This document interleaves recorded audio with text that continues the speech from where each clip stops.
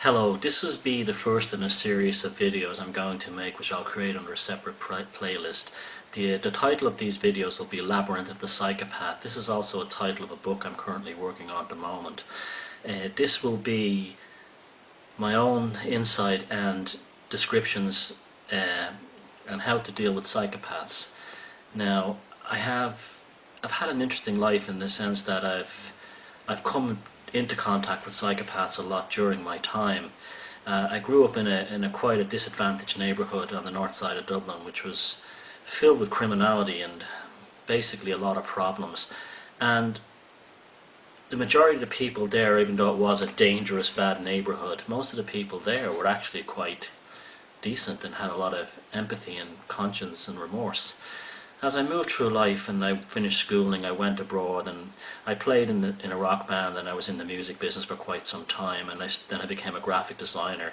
And then I worked on Wall Street in mostly investment banks for about 11 years, maybe less, about 7 or 9 years. And between that, the music business, and the current field, the art business I'm in now, though the art business is not too bad, it's not, many artists are not psychopaths, but the previous two fields, the music business and working in Wall Street, I came into contact with large numbers of psychopaths.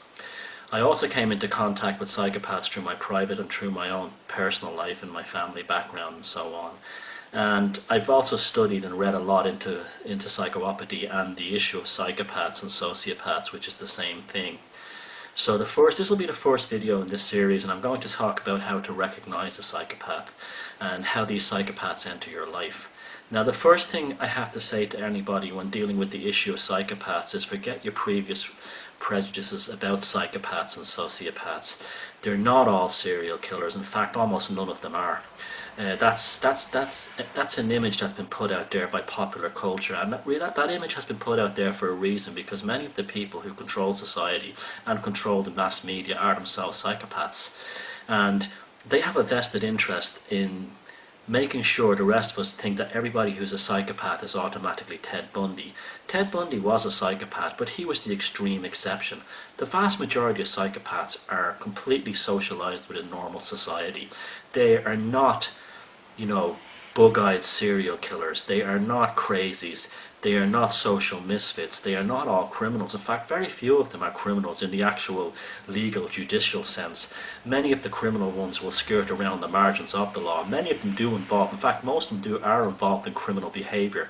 But the majority of them, they just go through life without any sense of conscience, without any ability to feel for another person's feelings. And they will leave a trail of misery, psychological, emotional, financial ruin behind them as they move from one person to the next, or one entity from the next, one committee to the next, one group or one political party to the next. Now, according to most mental health professionals, 1 in every 22 people in Western society is a psychopath. Now let that sink in for a second. 1 in every 22 people is a psychopath. So if you know 22 people, the chances are you've encountered a psychopath. Most of us encounter psychopaths either through our work or through our relationships with people. Often in romantic relationships, psychopaths have an incredible ability to move from relationship to relationship and also keep multiple relationships going at the same time. This is not because they're Lotharios or they're even nymphomaniacs. It's because the actual sexuality and the actual relationship thing gives them a tremendous amount of power. Because they have no conscience, they can just basically ravage people's lives, move on to the next person, or ravage lots of people's lives at the same time, and it's just business. Now, the father of modern psychopathic study is a Canadian doctor by the name of Dr. Robert Hare, who's a PhD, and he works at the University of British Columbia. He's written some excellent books on the subjects, but the one I would recommend the most would be Without Conscience, which is an excellent book. And what really struck me about this book was at the very end he comes to the conclusion that of all the mental health problems that ravage society, we almost no public money or research is put into psychopathy or sociopaths. And you consider, like, we spend vast amounts of money treating people who've been victimized by sociopath through depression. There's also other mental illnesses like schizophrenia, which get vast amounts of attention, both by the mental health profession and by public services. And yet, a schizophrenic and schizophrenia in general doesn't leave the world of devastation behind it that psychopaths do. And Dr. Hare at the end of the book, Without Conscience, comes to the conclusion that basically the powers that be in our Western society are mostly psychopaths, because we have created a situation where psychopaths, both in politics and big business, they rise to the top. And they have a vested interest in the rest of us either believing that psychopaths are all like bug-eyed axe murderers, or that they don't really exist. And this is a very important issue for them, because they basically don't want us to find out what a psychopath is, and we may start looking at our leaders and saying, uh-oh, and putting 1 and 2 together. Now, Dr. Robert Hare was the first person to quantify psychopathic behaviour. In the modern sense, you can create this checklist, which is actually very good.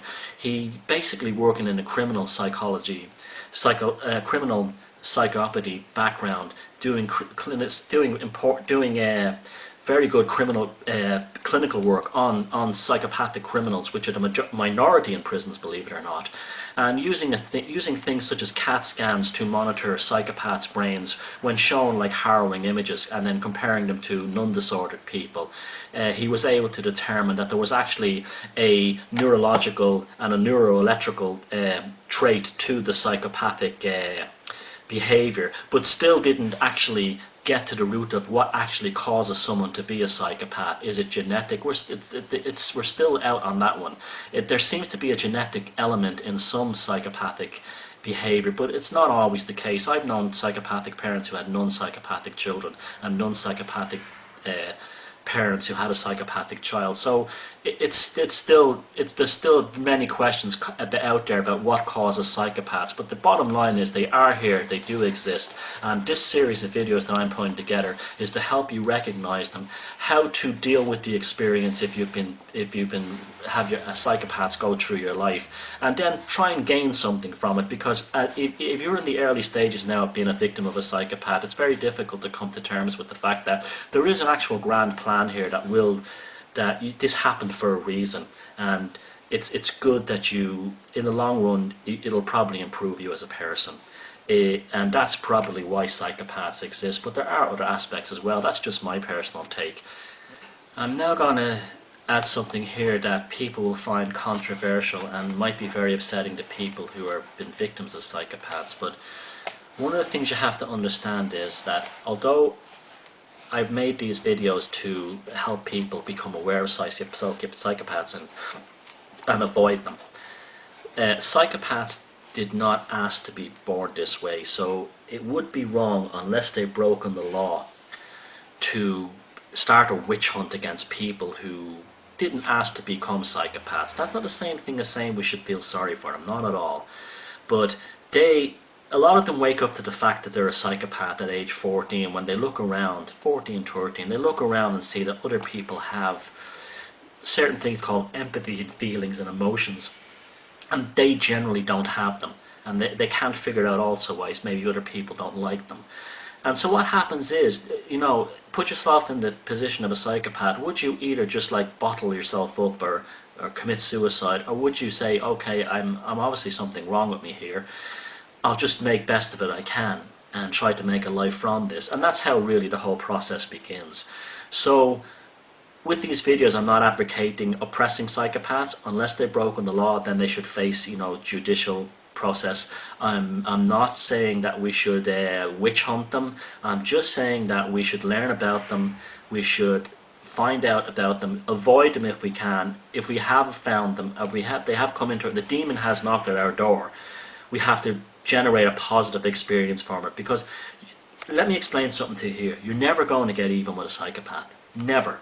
It doesn't work like that. And another thing too is they're not out to get you out of any kind of malicious thing. It's just business with them. It's very difficult for a normal person to understand that a psychopath can ravage through your life, destroy you, and then move on to the next person. And then when they think back to you, they're saying, oh, he was a cool guy, I liked him, or she was really nice, I really dug the time we had with her. But they'll still destroy that person. It's not personal. So you have to remember that a psychopath doesn't do it to you. It's not just you. They're doing it to lots of people. But it was just business. So you must then, as a victim, take this experience and process it the same way. I've done this mainly by, I've come to terms that I see psychopaths as basically specimens or laboratory samples. They're not really human to me. In fact, a psychopath isn't human, really.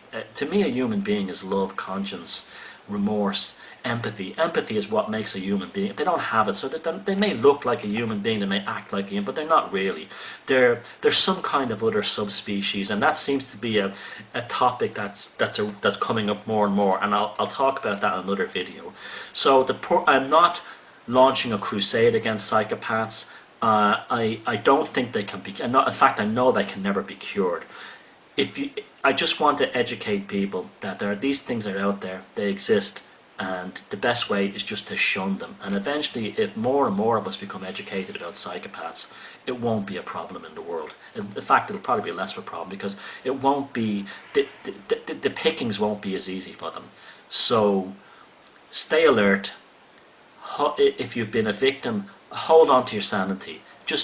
You'll eventually get this through this. And there is a bigger picture in all this that it ultimately will serve you. So we'll talk about this next time, and thank you very much.